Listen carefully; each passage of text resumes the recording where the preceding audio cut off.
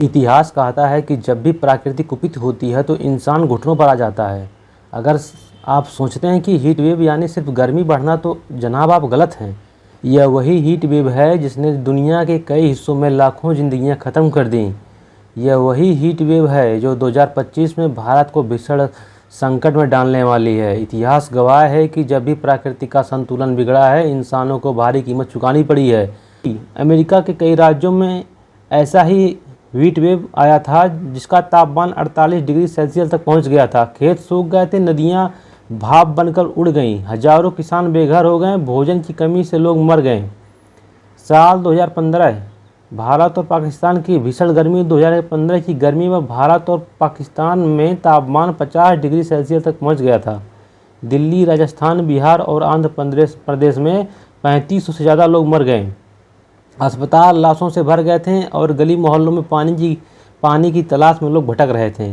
ऐसे साल 2022 यूरोप में आग बरसने वाली गर्मी। यूरोप में हीट वेव ने कोहराम मचा दिया। इंग्लैंड, फ्रांस, स्पेन में पारा 40 डिग्री सेल्सियस से ऊपर चला गया था। नदियां सूखने, जंगलों में आग लग गई और हजारों लोग मारे गए। 2025 की हीट वेव भारत के लिए कितना खतरनाक होगा?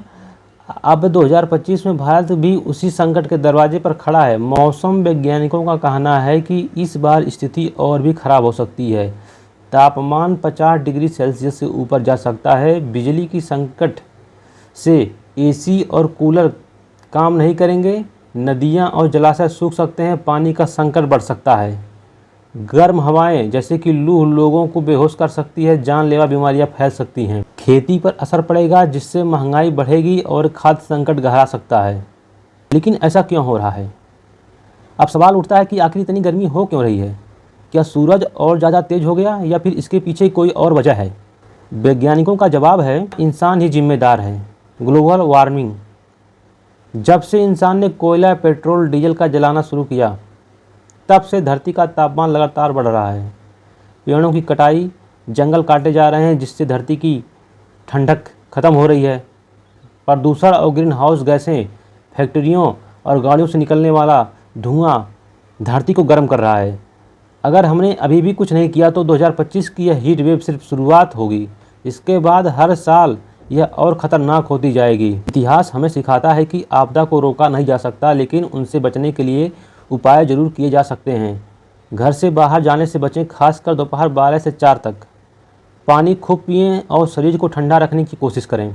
हल्के और ढीले कपड़े पहने सिर और शरीर को ढककर रखें। गर्मियों में एसी और कूलर की जगह मिट्टी के घड़े का ठंडा पानी पिएं। छोटे बच्चों, बुजुर्गों और बीमार लोगों का खास ख्याल रखें। अगर किसी को हीट स्ट्रोक हो जाए तो उसे ठंडी जगह पर ले जाएं, सिर पर पानी डालें और डॉक्टर को बुलाएं। इतिहास हमें चेतावनी देती है, लेकिन क्या हम सुन रहे हैं? सदियों से धरती और इंसान के बीच एक संतुलन था, लेकिन अब यह संतुलन टूट रहा है। यह हीट वेव सिर्फ गर्मी नहीं, यह एक चेतावनी है कि हमें अपनी धरती को बचाने के लिए जागरूक होना होगा। वरना आज 50 डिग्री सेल्सियस है, कल 60 डिग्री सेल्सियस होगा और एक दिन ऐसा भी आ सकता है जब इंसानों के लिए धरती रहने लायक ही न बचे। अगर आपको यह वीडियो पसंद आया है तो ज़्यादा से ज़्यादा शेयर करें, क्योंकि जागरूकता ही संकट का सबसे बड़ा हथियार है।